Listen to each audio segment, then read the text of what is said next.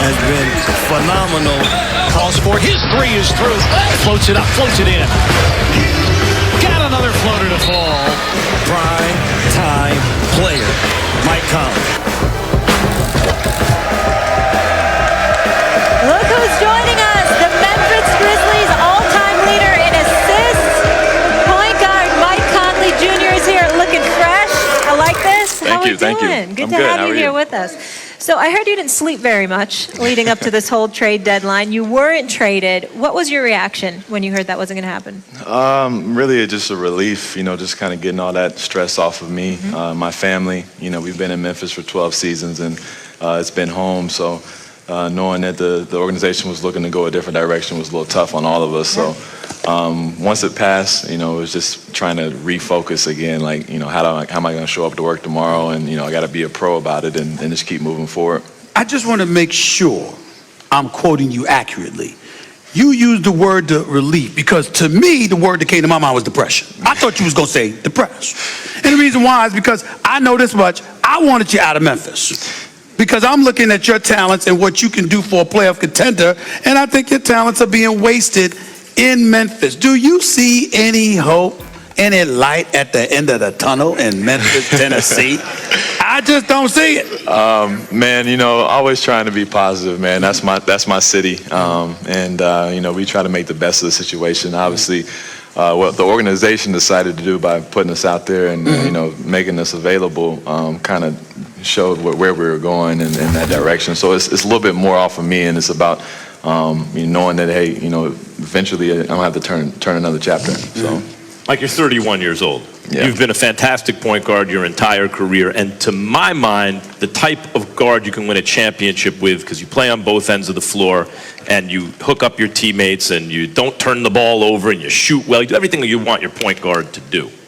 But 31, brother, you don't have that many more years in your prime. Right. You must want to be a part of a potentially championship team at some point, right? Yeah, I want to win. Doesn't that mean you have to leave Memphis considering the direction they're going? Yeah, if that's the direction we're going, it's got to happen, I'm sure, at some point. Sooner than later, like you said, being 31, I don't have much time, to waste and rebuild or anything like that. So, hopefully we can figure it out. So let me just throw it out there, because I thought, like, if it was the beginning of the season, Toronto had you, maybe that's a championship team, maybe, especially considering they pick up Gasol, but maybe not in the middle of this season to pick you up, and that's a lot for the point guard. But let me just throw this out there. LeBron James is looking for help in LA. What's your level of interest? We hear a lot of things. A lot of guys don't want to play with LeBron. What would your level of interest be in that situation?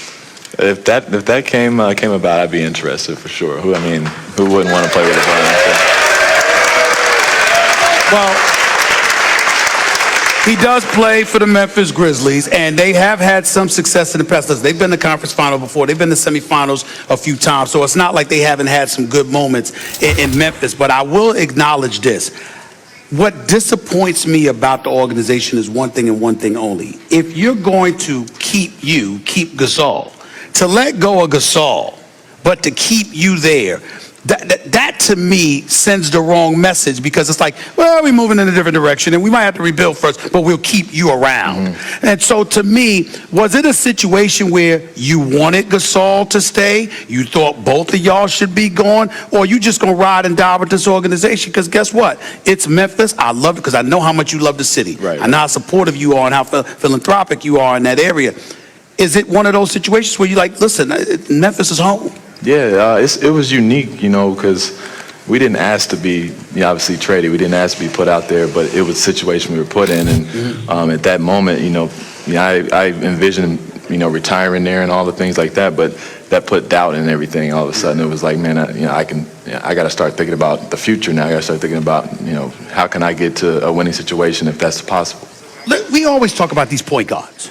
We talk about Steph, we talk about Russell Westbrook, we talk about Kyrie, we talk about all of these guys. Where do you feel you should be, or what level of the discussion do you believe your place should be when we're talking about all of these other point guards in the NBA? How should people think about Mike Conley? Man, I'm an all-star, man. That's really what it is. always seen myself as that, and I've always seen myself on the same level as these guys. And one day, you know, I'll get my due. But if you don't, and you put up great numbers, I mean, it's not just like almost 20 points and like 6 assists or something. It's also like fewer than 2 turnovers, and you shoot a good percentage from 3, as I mentioned, and all that stuff. But Mike, the point guard position is so stacked. There are only so many slots on an all-star team. So if you're an all-star, one of these dudes, Steph, Harden, Westbrook, Lillard, Kyrie, Kemba. I haven't even gotten to Kyle Lowry and these dudes. Oh, yeah. Oh, who are you replacing off that list? Ben Simmons? Pick one, man. I don't know. At some point, it's got to happen. You know, every year somebody kind of forces their way in and they get an opportunity. I think, you know, like this year, I'm very happy for D'Angelo Russell. That's my guy. But D'Angelo Russell's not as good as you. Hey, no, he is. He's as good as you? Yeah, he's great, man. And he's got a, you know, I'm very excited about. I'm real proud, seriously, because D'Angelo Russell took hits, and deservedly so at the time for the nonsense. But there's no question that D'Angelo Russell has been balling this year and deserves a lot of love. I would ask you this question. What is it about you and about your game that you don't believe is being mentioned enough or given nearly as much credit as it deserves?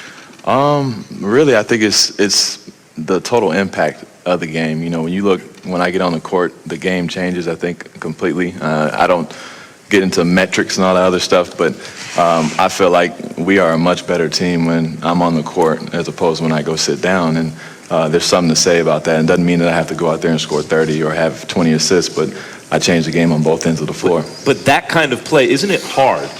Like one of the problems with like the kind of culture they have in Golden State that's so hard to capture is if you're an all-star caliber talent, but you are truly team-oriented, then sometimes the counting numbers and the stuff that people look to aren't there, and then you never make an all-star team. Yeah, it's tough. It's like a battle I've always had with myself because that's just who I am. I'm an unselfish dude.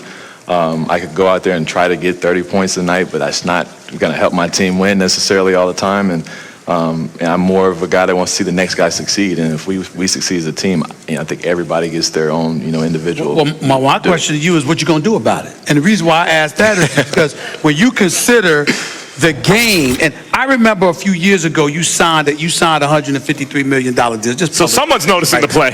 So we know what you bring to the table. But right at that time, that was considered expensive. Now, I mean, damn, you got cats that's making 20, 30, 40 million more that ain't even put up the same numbers. So I'm sitting there thinking about you, knowing how smart you are, thinking that you like money like any other human being. And I'm saying, excuse me, where do you go from here, Mike Conley Jr., when you consider the money that is available out there and how you being a nice guy that you are, relatively quiet, could actually cost you dollars? Well, I think I've made enough. I've made enough in my time as a Grizzly. And, you know, I want to win. I'm a capitalist. It's never enough. It's never enough.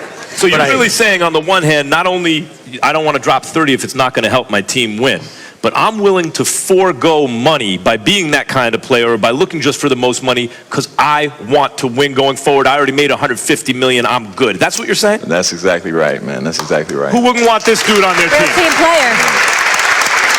Give it up for Mike Conley Jr. Mike, thank you so much for being here.